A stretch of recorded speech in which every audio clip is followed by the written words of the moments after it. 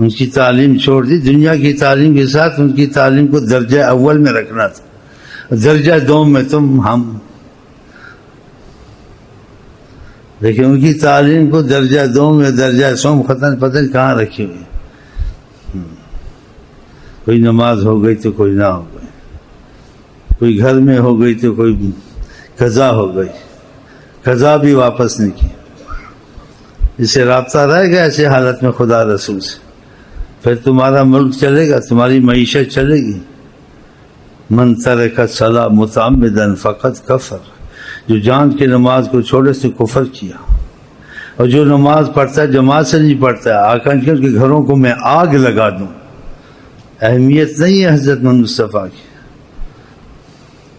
جاہلوں کو سزا کم ہوتی ہے، پڑھے لکھوں پہ سخت گرفت ہوتی کہ جان بوجھ کر ایسا کرتے ہیں۔ پارکوں کو سجاتے ہو اور مسجدوں کا وہ حال ہے، سڑکوں بناتے ہو، ڈیم بناتے ہو، اور مسجد خدا کا گھر، تمہارا گھر پہلے بنا ہوتا ہے، خدا کے گھر کے لیے بھیک مانگتے ہیں مولوی، دروازہ نہیں ہے، پنکھے نہیں ہیں، لوگ نماز پڑھتے ہیں، تو خدا تم کو چھوڑے گا؟ عراق کا حال نہیں دیکھا؟ جب خدا سے جڑے ہوئے تھے، چین و عرب ہمارا، ہندوستان تمہارا، اب کچھ بھی تمہارا نہیں ہے کہ تم خدا کے نہیں ہو، نبی کے نہیں ہو۔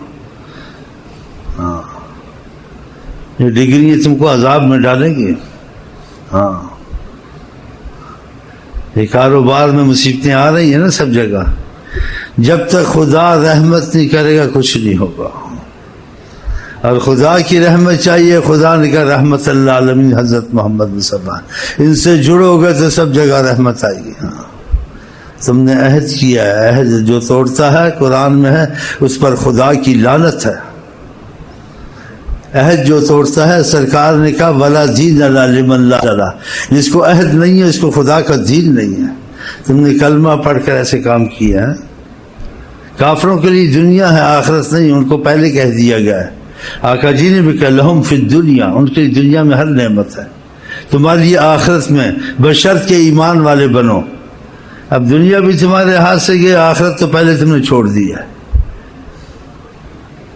تمہارے اداروں میں، شعبوں میں نمازوں کا سخت اہتمام ہے؟ سب سے پہلے اس کا جواب دو۔ نبی کے بیماری کی حالت میں بھی صحابہ اٹھا کے لاتے تھے، اٹھا کے لاتے تھے، پھر نماز پڑھ کے تھے اموروا ابا بکر، ابا بکر کو کہو ہمیں نماز پڑھائے۔ ابو بکر کا رتبہ، جہاں قرآن حدیث آ جائے، جو مذہب کا نام لیتا ہے نا مخالفت رسول کی، وہ سمجھو کہ بس کفر، کافر سے بھی بڑا کافر ہے۔ آج کل مذہب چل رہے ہیں، ابو بکر کو گالی دو، حضرت عمر کو گالی دو، یہ مذہب ہے؟ مذہب وہاں ہوتا ہے جہاں قرآن حدیث ثبوت نہ ملے، پر اس مذہب پہ پکا ہو کے نہیں چلنا ہے کہ اندازے سے چلتے غلطی ہو گئی خدا معاف کر دے۔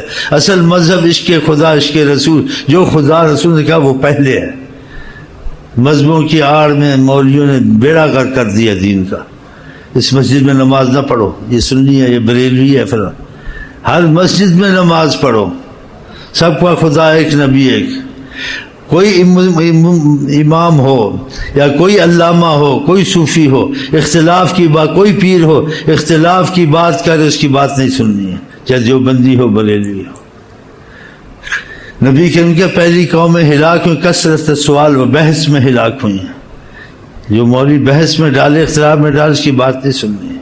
کوئی بھی مولوی واز کے اس کا بات سنو جو اختلاف سے خالی ہو، سنی ہو، بریلوی ہو، تبلیغی ہو، جماعت اسلامی ہو، لیکن فتنے سے خالی ہو، تعصب سے خالی ہو، اس کا مقصد فقط اللہ اور حضرت محمد مصطفیٰ۔ ان کو پیچھے اختلاف میں ڈالنا، ان کا کھانا خراب کرنا، ان میں کینہ پیدا کرنا۔ اسی بات لوگ مذہب کی وجہ سے دین سے نفرت کرتے ہیں۔ اب یہ کیا اسلام ہے ان کا؟ اللہ نے منع کیا اختلاف سے، فلا تنازعوا فتفشلوا وتذهب ريحكم، تم اختلاف کرو گے تمہاری ہوا اکھڑ جائے گی، تمہاری کوئی وقت نہیں رہے گی، کوئی قیمت نہیں رہے گی۔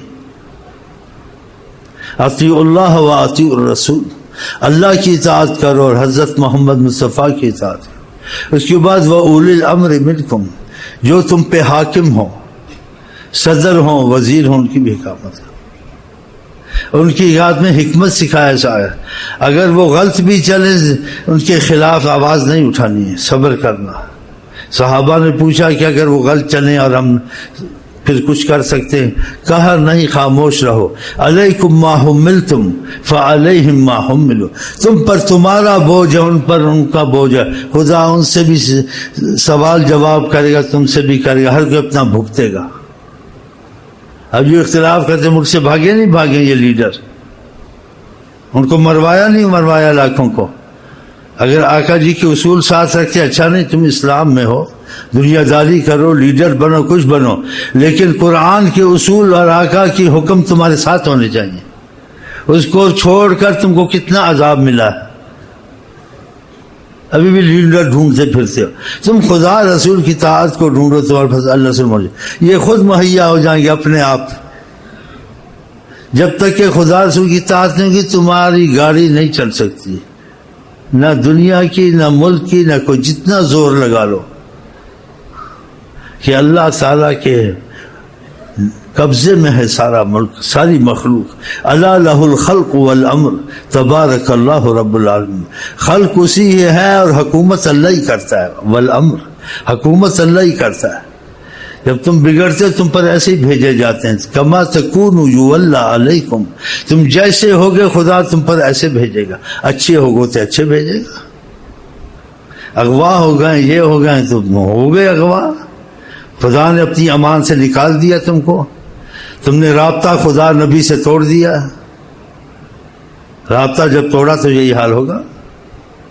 رابطے کے بعد کام کرو، خدا سے رابطہ رکھو، نبی سے، سائنسدان بنو۔